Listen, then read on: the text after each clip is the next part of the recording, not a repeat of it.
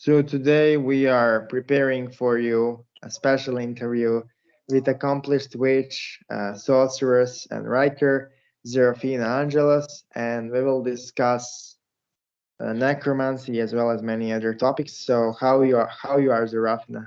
How is it going? I'm very well, thank you. How are you? I am fine. So can you tell us how you started practicing your magic and introduce yourself a little bit? Yeah, certainly. So a lot of people might know me from Become a Living God and from my writing and my work through them, but I started practicing magic a long time ago when I was in my teens. Started mostly with divination, so I had always had an interest in witchcraft and in anything supernatural. I loved horror movies, anything to do with spirits. Was always kind of unusual like that as a child. I liked things that were scary. And I started reading tarot cards when I was about 13. I got tarot cards and I got a crystal ball and started doing readings for friends. And some of my friends' mothers actually wanted me to read for them. And at that point in my life, there really wasn't like the online support and community that we have today. Like in my teens, there was only really, there were books to learn from, and if you happen to know other witches like in your city or in your town, then that was fine. But if you didn't, then there wasn't a lot of support or like people to turn to if things went wrong. So at some point, I think I backed away from magic, and I backed away from working with spirits, particularly because I had been brought up Catholic, so there was kind of a lot of fear there still. I was quite afraid of the supernatural and afraid of getting in too deep and not being able to get help from anyone. And I started to feel like an overwhelming sense of being watched and being surrounded by spirits all the time. And it was just like more and more intense. So actually, I gave up practicing for quite some time.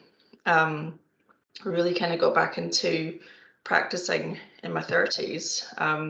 Although like I kept learning and I kept reading and would practice just for myself or read for myself. It was only really in my 30s that I started to do a lot more readings and rituals for other people too.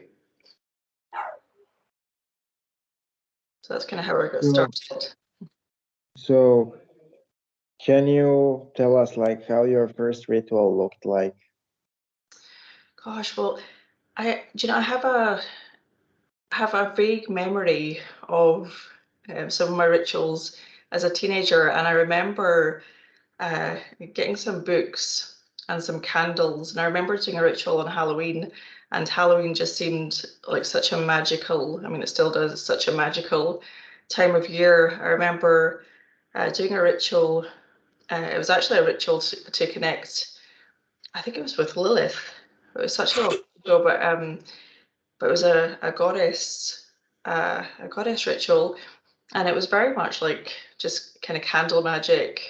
I was probably quite influenced by Wiccan type magic and those kinds of spells, and would dabble with things like spirit boards and that kind of thing, but it was certainly nothing high tech or very advanced.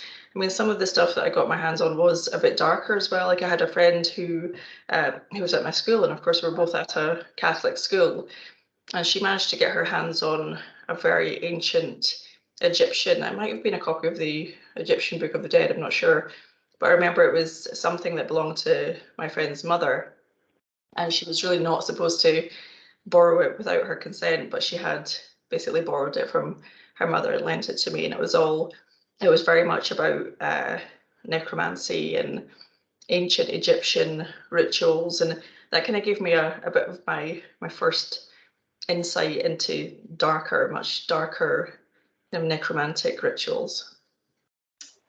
If I could add something, I kind of remember those days. I started tinkering with witchcraft in the mid 90s when I was a girl. And you know, of course, what we had available at that time was some pretty ridiculous books on Wicca, mostly, is what was available. But nonetheless, I think at that age, especially, you're so open. You're going through so many shifts and changes, and so even with the like kind of like subpar access that we had, I'm sure you had powerful experiences at that age. Is there anything you can recall in particular that kind of like was intense, or maybe even scared you a little bit? Because I too remember when I started to have these overwhelming experiences that it was pretty scary. I didn't really have any I didn't really have anything to fall back on either, as far as like guidance, you know. Yeah, I do actually. I remember one day in particular, and what happened. That was the last straw. It kind of put me off practicing. It scared me away from it for many years. And I had two friends. I think we thought we were like the witches of Eastwick.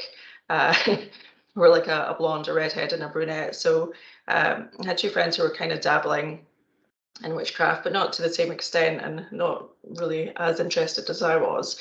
But we were alone at my parents' house. We're all like 13, 14. And we had been doing something. I think we'd been doing readings or something. And we'd been to, there was like a local little occult shop nearby. And it was like a kind of little psychic shop. And they had crystals and things. That was about as much as you could find by way of kind of occult stores or community. And at that time, but we had had a kind of a day of feeling very influenced and affected spiritually, magically, and we sat down at my parents' kitchen table, and it faces out onto a garden, like a quite large garden, and on the table, my mum used to always love to drink tea, so she had like a silver teapot, quite a large one, and it was sitting on the table, and I was sitting there with my friends, we were chatting about whatever, and just then I noticed, like, I could see the garden's reflection in the silver, in the shiny silver of the teapot, and I noticed it was like a hooded, cloaked figure moving towards the window, towards the house, through the garden, and getting closer and closer, and I think I just screamed something like, "Do you see that as well?" And they both looked to the teapot and screamed and just ran out of the house. So obviously they saw it too. And like I would look in the garden, there was nothing there. I'd look back, it was still there. It was getting closer and closer. And that freaks me out. Like I ran out of the house as well. And I remember standing like at the top of the driveway on the street and just feeling like I felt like the house was full of ghosts. And it's like that. I think it's the movie Ghost, where is it? Oh, what's her name? The Whoopi Goldberg, is it? That plays the main character, the sidekick, and she's like trying to get to sleep one night in a hotel room, and she's surrounded by ghosts, because once they realize that she can hear them, she can see them, they start flocking to her. And so she's lying there in her bed, and of course she's surrounded by ghosts, and that's exactly how it felt. It felt like my house was packed full of ghosts of the dead, and that I didn't know at that point. I didn't know about banishing rituals or who to turn to. Like the information I had access to was very limited. So, and I couldn't exactly turn to my parents. They were Catholic. So at that point, I think I just thought, well, if I just stop actively practicing and actively doing rituals, then it'll fade away and they'll leave me alone. And I think, certainly it quieted down after that. I stopped feeling as as intense a presence around me all the time, but that was certainly enough just to scare me at the time. So, you are writing a new book with us and at Mason. Can you tell us more about the book and what that will entail so people to know? Certainly, thank you. And so I've got a copy here. It's called Goddesses of Necromancy. And so that is out now at Become a Living God. You can get leather or cloth copies, and there's also a video course and a ritual for hire, a group ritual for hire. So basically, this book, Asenath and I have chosen 9 goddesses from all different backgrounds and cultures and ages, and they all are connected to necromancy and the underworld in some way, but all very differently. So the 9 that we've chosen, I'm just going to get them up to make sure that I don't forget anyone. A copy up here. So we've got, we start with Erish Kigal, we have Hecate, we have Hel, we have Kali, Libitina, Morana, the Morrigan, Nephthys, and Persephone. So with each goddess, we have an introduction where we talk about the background to the goddess and a bit about the history, the etymology, and really how they have a connection to necromancy and what their kind of necromantic aspect is. And we have, after that, we have a ritual to connect with each of the goddesses. We have invocations for each of the goddesses, and we have path workings for each of the goddesses. So it's really something that anyone of any kind of level of experience can use, either if they're completely new to working with these goddesses or to working with any deity of necromancy. This can be used very much as a step-by-step guide. It can be read just to get to know the goddesses a bit better, decide, you know, who or which goddess really feels like the right one to work with for each individual. And also, you know, for somebody who is more adept and wants to perhaps, you know, change and adapt the rituals to their own style, they can do that as well. Okay, so can you tell us more about like experiences with the goddesses from the book? Tell us some anecdotes. Yeah, so one which was funny actually was when I was working on writing about Hecate, and there were a few actually that were really kind of not very subtle signs that they were there and watching. And it was when I was working on Hecate's introduction, I was sitting working at my computer and it was really quiet and I was getting a lot of work done. And it was summertime, so I had my window open and there was a dog in the neighborhood barking really loudly. And it was really distracting me. It was like putting me off. And I remember thinking to myself, oh, I wish that dog would stop barking. And then I realized I was writing about signs and symbols of Hecate. And of course, the dog is, and particularly black dogs, are one of them. So one of the symbols that you might see if she's close by that represents her. So after that, I started to see signs and symbols everywhere. And it was things like with Hecate, keys in particular, I would see keys everywhere. And I had gone on a vacation to Las Vegas, and just everywhere I looked, every sign, every store name or hotel name had keys in it. And then something similar happened with Persephone. When I was writing about Persephone, I was with EA and we went to a local cemetery that he wanted to show me in Utah. And we sat down at this bench, just he wanted to show me this place for whatever reason that day. He just felt kind of drawn to take me there to show me this place. And I looked down on the ground and somebody had left a pomegranate, just like, and it's like you're reading the book and a lot of people will know that that is one of the fruits that's associated with Persephone. It was said that when she was rescued or going to be rescued from the underworld, she couldn't leave because she had eaten the seeds or consumed the seeds of a pomegranate from the underworld. And like there's a lot of obviously symbolism in that. It might not necessarily be an actual pomegranate, but the fact that it was right there, just really kind of randomly and out of context, was strange to say. So weird things like that happened quite a lot. So me and Danny also had like really powerful experience with Persephone talk. Can you remind me, Danny, what happened there actually? Yeah, so she was thought to be this young, innocent, beautiful maiden in a field during the summertime, and Hades came up from the underworld through a crack in the earth on a chariot, and he was said to be her uncle as well, and of course god of the underworld.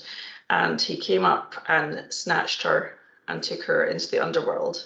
Uh, and it's a some call the story the rape of Persephone. So he was thought to basically take her down there, and her mother Demeter was absolutely devastated, searching for her.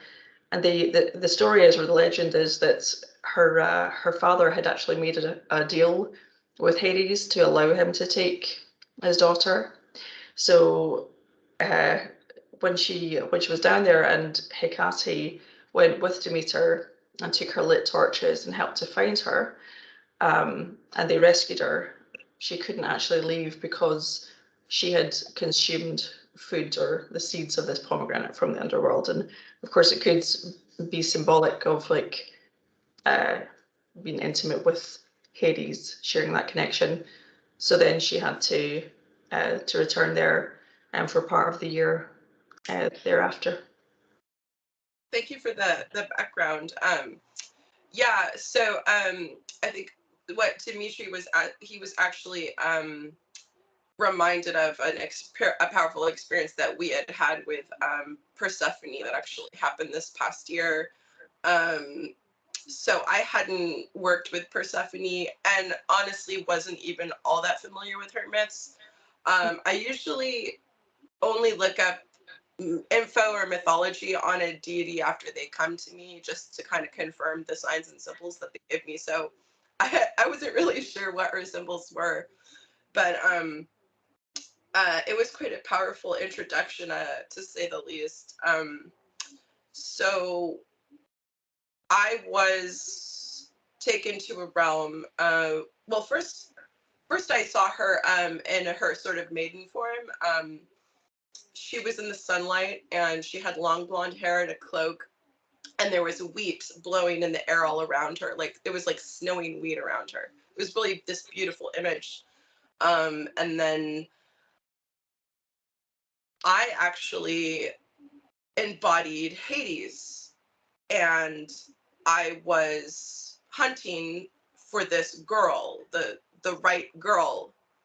So I found this girl, and in order to determine if she was the right one, I touched her, and when I touched her, she instantly she died basically in front of me. And sort of rapidly decomposed. As soon as I touched her, she started to discolor. Her nose sort of turned like a dark purple, and then rapidly she was like really pretty much like undead. Like she had no hair, she was skeletal and sunken in. Yeah. And we were in a cave at that point. We were in the underworld at that point, and then I was instructed that I needed to take care of a baby bat, a sick baby bat. Oh. Um, I don't know. I was sort of wondering if it was somebody I knew. I don't know. I'm not sure. I don't want to like make assumptions, but and then I came out of that vision like whoa, and then the spirit was talking about. Well, it was actually a couple days later, but the spirit was talking about pomegranate seeds. And it was at that point, okay, I was like, pomegranate seeds. That's when I looked it up. And so as soon as I Googled pomegranate seeds, that was when the myth of Persephone was there, and how wheat is her symbol and bats are her symbol, and all of that. But yeah, they come through so strong with their symbols, those deities. I've seen parades of black dogs when working with Hecate or Hades, for instance. And I've just had a lot of, actually, just generally speaking, with the Greek pantheon, I've had a lot of really powerful experiences with those deities in general. Yeah. They're quite a force. And it's way too much for anyone to explain away as coincidence. It's just, I mean, I don't believe in coincidence anyway, but, you know, things like, yeah, like your experience with the image and the bat, and yeah, it's just like a constant reminder from them. Like I felt like it was each of the goddesses was, whenever I was writing about one of them, you know, a skeptic would argue that it's because I was kind of hyper aware of them and thinking about them that I was seeing things that would have been there anyway.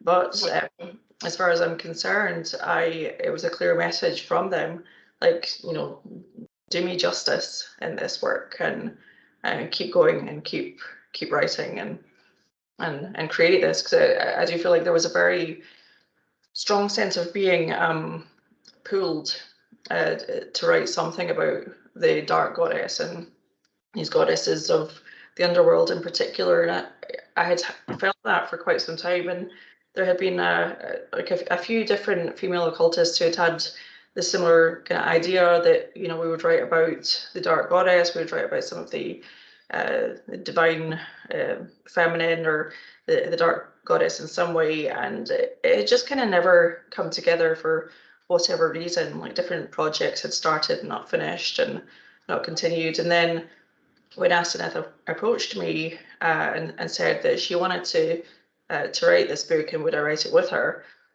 it felt very much like there was a message that these goddesses were trying to deliver, and that they would kind of send that message to anyone who would pick it up and just trust that some people would actually put pen to paper, or sit down at a computer more like, but, you know, actually do the work and create the book, create something that would tell their story and keep their names alive and share, you know, their legends and their powers and their messages with the world.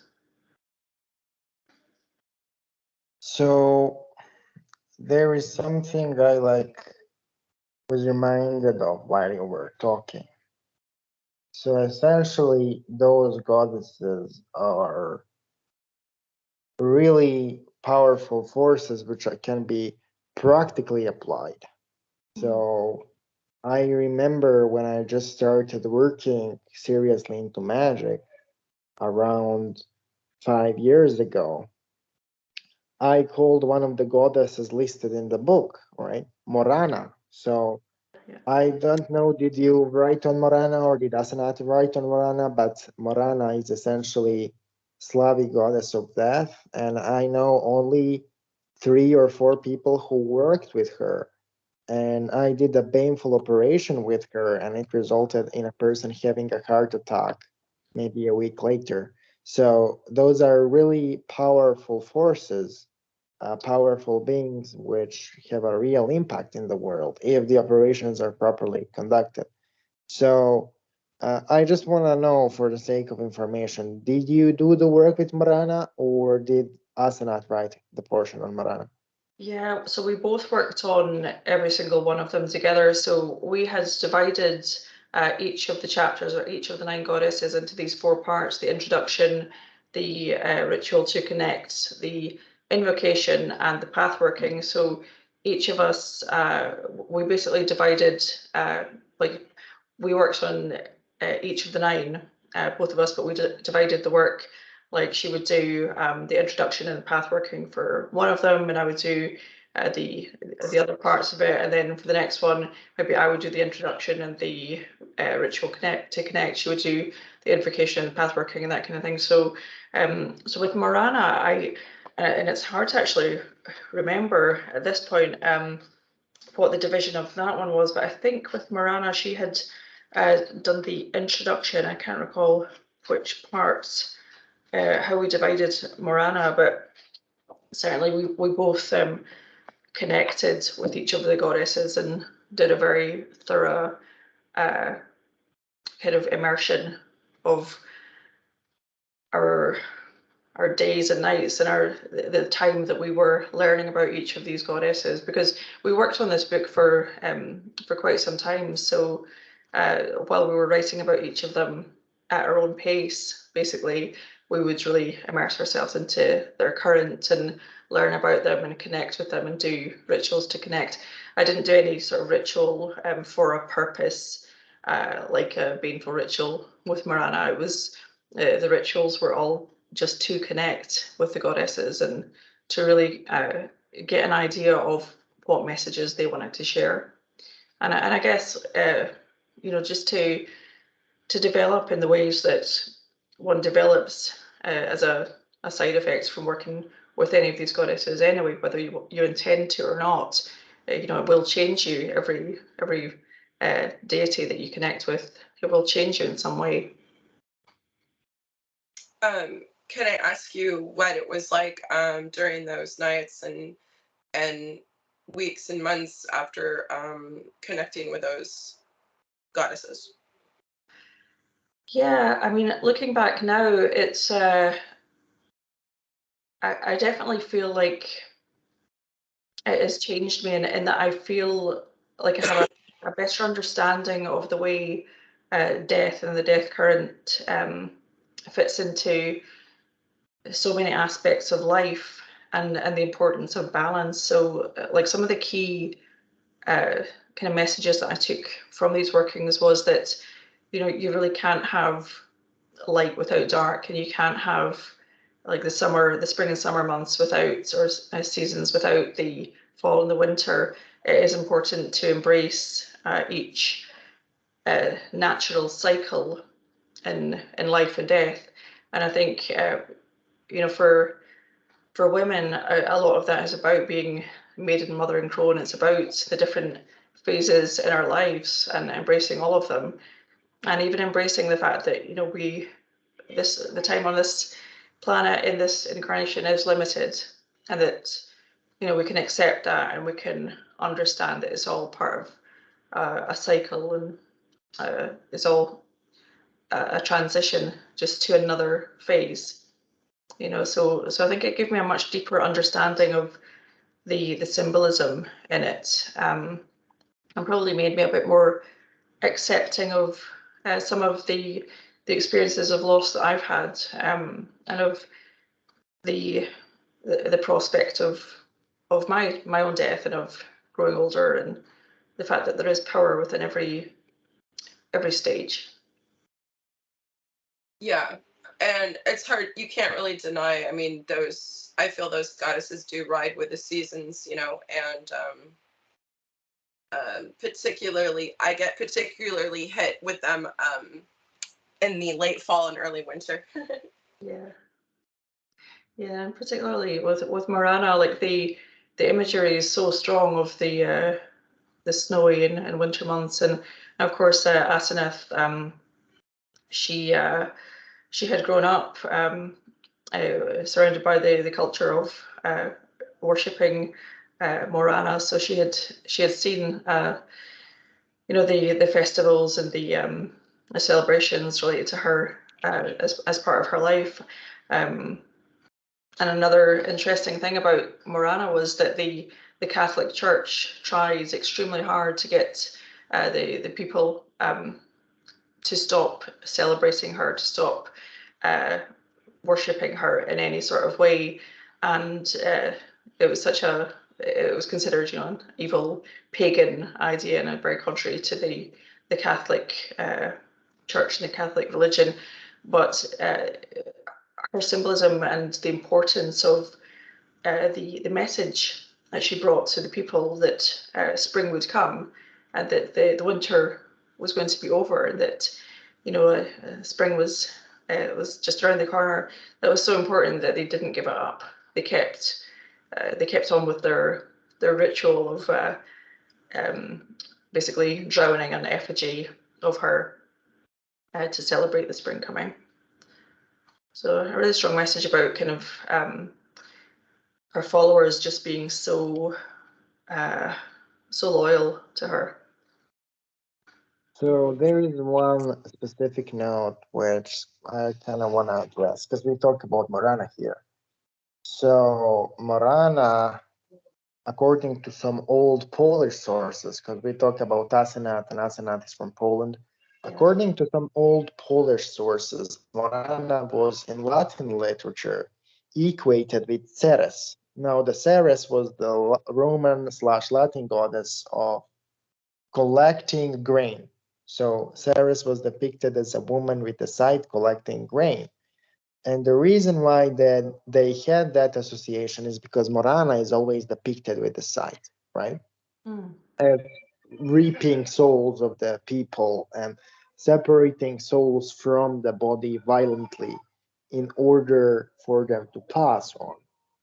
But what really intrigued me is that Morana is also the goddess of hallucinogenic poisons, trances, vampirism, and the nightly visitations by ghosts. So she really embodies the full spectrum of experiences you described in this interview. And my most intense experience with her was when she asked me, "Do you want to embrace me?" And then she literally mounted atop of me and violently, like physically pushed me to the bed and like paralyzed me. And then she gave me extremely high feeling of euphoria after that violent encounter. So it is really the reason why I'm mentioning her here is because she is really violent and physical in a way. It's a violent, primal, bloody, but also a really wise deity and really prophetic in a way. She tends to paralyze you, nail you to the ground, and then force the visions of the accurate future upon you. That's also something I experienced. Or she tends to send dead people to you who will do the same thing. So, kind of deity of violent prophecy. And Daniel, can you comment on your experiences with that? With the dead? Yeah, your prophetic experiences with him. Prophetic experiences with the dead. Yeah, so around the time when Persephone showed up, she came along with Abaddon and Lilith. That was again sort of late fall, early winter, and I went through a very painful and transformative experience. I briefly relocated to an area of my state that is very rich in Native American history, and also it's located near like essentially kind of like a mental hospital treatment center. And during that time, I was going through that really difficult, a dark night. I was visited by the dead nightly, and it was interesting. I feel like some of the dead that are still earthbound are actually still here because they have unfinished business, but they also do work with us to help them sort of resolve that unfinished business. They do want to share, you know, their experiences and their wisdom, so to speak, and what they learned from their mistakes. You know, and I was, you know, they showed me their death state in many different ways. They warned me about things based on the mistakes that they had made and based on what was the cause of their demise. I also met a lot of like sort of dead that were like, I don't know, giddy, like that was sort of accidental pun, but they did remind me of the Gede. They were very rambunctious. They swore a lot. They were practical jokers.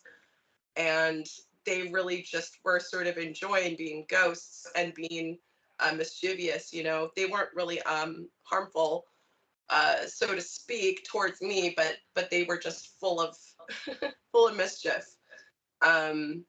So I I got some really interesting insight into just sort of the realm of the dead, you know, as it plays out on this earth plane, I guess. Yeah, and it's funny because I think that just like we're all very different in life, I think that our ghost forms will be the same. You know, there will be shades of good and bad, and of mischievous, and of wise, and it's I think that also there is a tendency for some ghosts of the dead to hang on to or to kind of hang around because there was something about life that they were so addicted to that they're still searching for that they can't let go of it, whether that's a loved one that they can't let go of and they just want to be close by, or whether it's actually a substance. Like if you like you'll find that in bars, especially kind of older bars, it'll be absolutely filled with ghosts of the dead alcoholics. Mm-hmm. And Yeah. you know that they'll want to experience the the closest thing that they can find to that high and that feeling of intoxication by actually latching on to the people there. Yeah. Is it okay if I ask another question, Dimitri? Yeah, it is. So I are you from Scotland? Is that where you're from? Yeah, I'm from Scotland. Yeah. Wonderful. So well, both me and Dimitri work with the Fae. It's been kind of a important part of our spiritual work. And Scotland is certainly full of Fae myth, right? And like legend, right? I do find that for whatever reason, the older pagan pantheons, like for instance the Greek pantheon, is very compatible with working with the Fae and elementals. There doesn't seem to be any real matters of conflict there. And Greek myth also does incorporate the Fae as far as like the nymphs and whatnot. Have you encountered the Fae or elemental spirits in the region that you're from? And I'm just really curious if you have any stories or experiences related to that. Yeah, so I haven't really worked with the Fae. I have to say it's just an area that I've never really explored or worked with or worked on intentionally. And it is an area that interests me. I have a friend who is in England who works very closely with the Fae and is very, very knowledgeable on everything connected to the Fae. I mean, in terms of working with more kind of Scottish history and Scottish rituals and gods and goddesses, I think like one of the goddesses within this book, actually, the Morrigan, is one who is very close to my heart because of her Celtic origins and her Celtic roots. So I think that when I first started working with her, and it was long before I actually started or even had the idea that I would work on this book with Asenath, I had definitely felt a very strong connection to her. And there was a particular place that I would go for walks. It's a park surrounded by trees, like a forest area where there were loads and loads of crows. And I would go every single day. And for like a period of a month or so, I would go every day and take like peanuts in their shells in my pockets with me on this walk, and I would feed the crows, and they started to absolutely recognize me. And you know, crows can do that; they can recognize and remember human faces. So through that, every day I was getting more connected to these crows. They would actually start to flock around me before they even like saw that I had any food or any of the nuts on me. And that was part of the experience of really connecting. During that time, I really connected with the Morrigan and with the deep kind of sense of my own Celtic, which is actually my heritage is actually Scottish and Irish. So in both Mine is aspects. too. That's cool. I've never been to Scotland, but I'm Irish and Scottish. My last name is Scottish. Ah, right. Oh, cool. Yeah. Yeah, so you should visit. Definitely, Yeah. there is a lot of really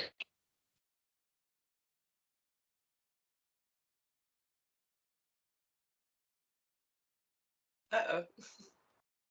cool in the some of the more famous witches that were put on trial, like Isabel Gowdy, and I've visited all the. In fact, with EA quite recently, we visited the site where there is a well dedicated at Edinburgh Castle, dedicated to the women who were put on trial as witches and executed there, and we did a lot of kind of the occult or spiritual activities that are connected to Scotland, to the capital city, Edinburgh, in particular, and things like there are underground vaults where you can get, like, they're quite kind of touristic ghost tours, but there's definitely very real history down there of people who'd lived and died in these streets underneath the city, and a real kind of sense of just how brutal life was back then, and can definitely connect with the feeling of, like, a deep feeling of history and ancestry in relation to that. Absolutely, I'm sure. So, and so I would like to ask one question, and also I would.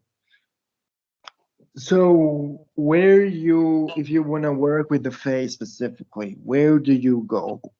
How do you call them? Yeah, so I mean, to be honest, it's not really like something that I work, like, I don't really work with the Fae. It's not something that I've had a lot of experience in, but I know that from my friend Laura, who works very closely with the Fae, she's actually moved to a place that's very much in the countryside and surrounded by forest, trees, and lakes, and there are a lot of places in Scotland like that as well. So particularly in the Highlands, if I was going to start working more closely with the Fae, then I would.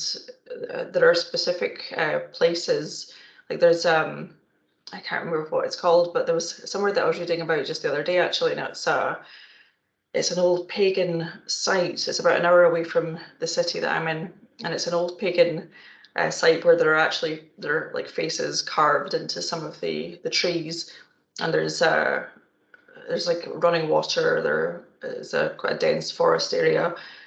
That's definitely somewhere that I would go if I wanted to start that kind of working. We'll hit you up and find out where that is. Absolutely. Yeah. So today I went to the megalithic site with my brother, and so they just visited megalithic sites because like they wanted to be tourists. But then I was like, because I saw a bunch of spirits on those megalithic stones, and I was like, bro, come here, let us do something with those stones. And then I found like a really dark, fucked up spirit, which was on a stone. And I told my brother to like pull dark energy from the stone together with me. And we pulled dark energy from the stone until he started feeling heavy, like crazy. And then we went to another stone and pulled from another spirit a little bit of nature energy. And what happened is like his entire body got on fire, and one his hand was like more hot than the other. And it like doesn't make any sense. And he felt really strong euphoria. And he is somebody who never practiced anything. And that's the reason why I was late, guys, just so you know. I like went to a megalithic site and I worked with the Fae, calling shit with my bro. And the thing with those local spirits, including the local dead, is that you don't summon anything. You work with the things which are or which is already there. Also, what is really interesting is today, before we did the ritual, we didn't knew we will do anything, but we drank some beers. And so my brother cut himself a little bit on one of the beers, and when I went to ask spirits who are in the stones what they wanted, they asked for blood. But I didn't have anything to cut myself. But earlier that day, my brother cut himself, so he just like opened his wound a little bit and bled a little bit on a stone to like do what the spirit said, because like he couldn't hear them, but I could. And so like it was like a really weird, fucked up experience. But he Your like brother's really a real. went into it. Yeah. It's like not my oldest brother, it's like my really tall brother you Yeah. didn't meet yet. It's funny how that happens, that I tend to cut myself accidentally all the time, and it's it's like spirits around me are just like trying to hint at getting a blood offering or something. It's like constant paper cuts and I have a. Oh, I'm sorry, I didn't remember. Sorry. no, it's all, go ahead. So I kind of have a story that kind of wraps some of these things together. So I had the idea to set up an ancestor altar one time, and I made a collage out of the graveyard from the place where my family comes from in Ireland, which is County Cork. There's a really beautiful old graveyard on the coast there. Yeah. So I made this collage of all of these like ancient headstones from like the 800 900 AD or something like that. These beautiful Celtic gravestones. So I set that up, and then I called my ancestors, and it was pretty messed up. Like whatever came when I did that was like so dark and so necromantic and so terrifying. And I just kept hearing knocks in 3, like over and over in my room, like the fucking Tommy knockers or whatever. Like it was like fucked up. Oh wow. And so do you think that that was it was spirits of your ancestors and that they were very dark energies, or do you think that it was something else that was coming through as well? I think I called the guardians. I think I pissed off the guardians of that graveyard, which is something I've also encountered on that trip I was talking about earlier this winter. There's a rather large, it's old and Indian burial ground located there, and there are guardians of that cemetery that also kind of manifest in really crazy ways. So yeah, after kind of discussing it with Dimitri, we kind of figured out it was sort of like yeah, and those guardians of the graveyard are kind of like necromantic fae in a sense, right, Dimitri? Something sort of along those lines, for lack of a better description. And like what I kind of figured out is that deeper and deeper you dig, there is not necessarily a clear distinction between what is a dead person, what is a fae, and what is an ancestor. Because there is a detail in the lore which is present also in Scotland, but also in the Balkan Peninsula, is that people can turn into a fae, and fae can turn into spirits of people. That there is a way for the human spirit to be transformed into the fae spirit. And so many of those so-called fae were people at one point. And maybe some people we know were fae at one point. And so the distinction isn't clear. But when you go to those older megalithic graveyards and older megalithic temples, you definitely find some nature spirits who are like merged with the consciousness of that person. And they are something in between, and they guard those graveyards. And they tend to teach, but you always have to pay before you enter. Like, just in a way, when we entered this megalithic ground, I went to megalithic grounds to do rituals twice. The first time it was a failure. The second time the spirits asked for food. And the third time on the third site, the spirits asked for blood.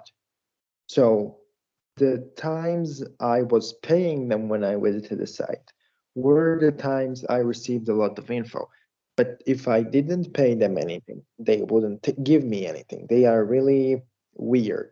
And like the rules are also fucking weird. And also the phenomena when you work with them is also fucked up. Not fucked up in an evil sense, but weird. Whenever I work with those, where they are, right? On the places where they really are, when I visit them on the megalithic sites or in the woods, what they tend to do is they tend to completely distort my perception of space. Everything starts to move in circles around me, and it's fucking weird. It's like you enter the weird pool of sorts. Yeah. And like I want to say, you know, approaching those spirits and at their dwelling is risky too. It's dangerous, and you know, but there are ways to work with the Fae that are safer, and that's just basically calling forth the Fae that are sort of in your lineage, that are with you, that know you. I would assume you probably have that, you know. So the best way to approach the Fae and work with the Fae is sort of just like working like elemental type magic and calling those Fae that kind of walk with you. Just going to some place where there's like Fae or whatever. I mean, that's a little bit more. There's a little bit more risk in doing that.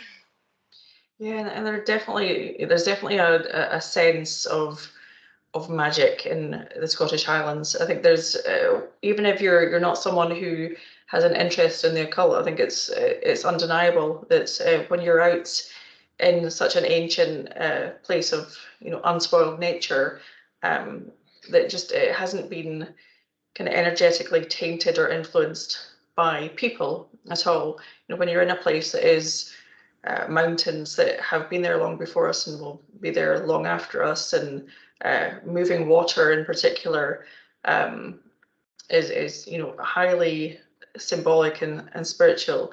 There's definitely a sense of great power in these places, and a lot of history behind things like connections to agriculture and things. So there's a field. So growing up, my family had like a holiday cottage or holiday home that we would go to in like school vacations. And growing up, we're always in the Highlands, and there's a field just close by with like a big stone, like a big standing stone in the very centre of the field. And my brother had told me this story that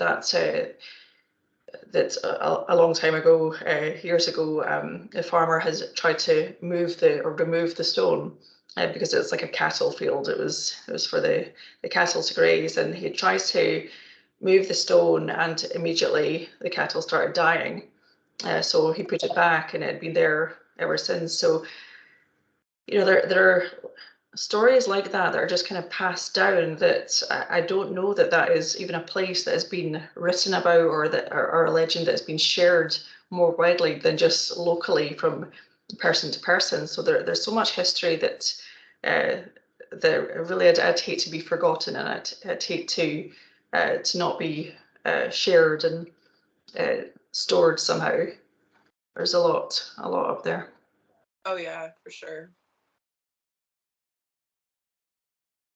So that pretty much looks like a lot of megalithic stones we have in the Balkans or here in Britain. It seems to be the same type of structure, just Yeah. for the sake of reference. And it's really interesting how those stories are same everywhere.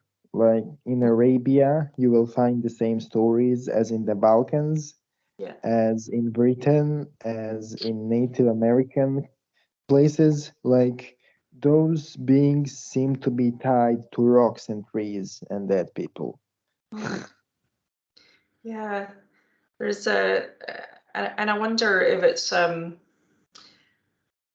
particularly in that legend. Like, I wonder if it was something intentional, like some sort of ritual to bind a spirit to that particular rock, or there was some sort of ritual that was performed there that started it all off, or you know, whether it is just something to do with the land that's magical or that's significant somehow.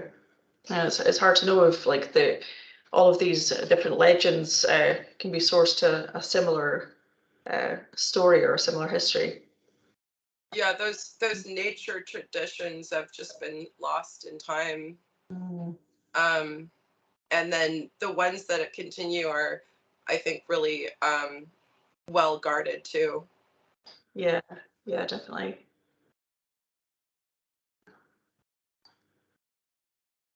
So, you know, just like last question for this interview. How somebody, because like, how somebody can perform a ritual to get in contact with one of the goddesses from the book? Can you give an example? Yeah, so I mean, in the book, we've got rituals to connect with each and every one of the goddesses, but they can be adapted and they can be you know, performed in a style that suits the individual and suits their circumstances, because not everyone has the privacy or the space to have things like a permanent altar, for example. So my advice is always to learn about the goddess that you're wanting to connect to first. So to read about her, to listen to podcasts or to listen to videos, and just really immerse yourself in the history and the legends and the experiences that other people describe, and then I think in terms of the connection, the first thing then to do once you have a kind of comfortable idea of the energy of that goddess is to create an altar specific to her if you can. So, like I say, not everyone can do a permanent altar. If you can do like even a temporary one that you can put away when people are around if you don't live by yourself, for example, or have privacy. But if you can create an altar to the goddess that you're working with, and maybe have either like a statue or even a print of her, a picture of her, or a print of her, a sigil, for example, and just start spending time meditating at that altar and really getting into a place where you're connecting with her essence and her energy. And you can use some of the words that we've suggested in the book. You can use your own. It's just about really speaking to the goddess, and you know, whether that's speaking aloud or speaking telepathically, just letting her know that you want to connect with her, that you want to work with her, and that you want to learn from her. And then another thing that I suggest is that you keep a journal and write down your experiences. Because you know, when we work with any entity for the first time, it's easy to forget things that you know, don't seem that significant at the time, and then maybe a year later or 2 years later, you'll look back and you'll realize the deep meaning in it. So from that very first ritual to connect, I think it doesn't have to be a one-off. It can be a gradual, like almost like a daily meditation or prayer to the goddess. But certainly gathering some offerings that she likes, and it can be, you know, you can research what each goddess is known to like or to favor, or you can instinctively just go with what you feel or what you sense would please her. Like Dimitri was saying about the, you know, offering sometimes food, sometimes blood. It just really, sometimes you have to do it intuitively, and spending some time there. Another great way I found to connect to the goddess is in a spiritual bath. So I find that that was one of the ways that I first started having really deep connections to goddesses before, long before the book, and before writing about it.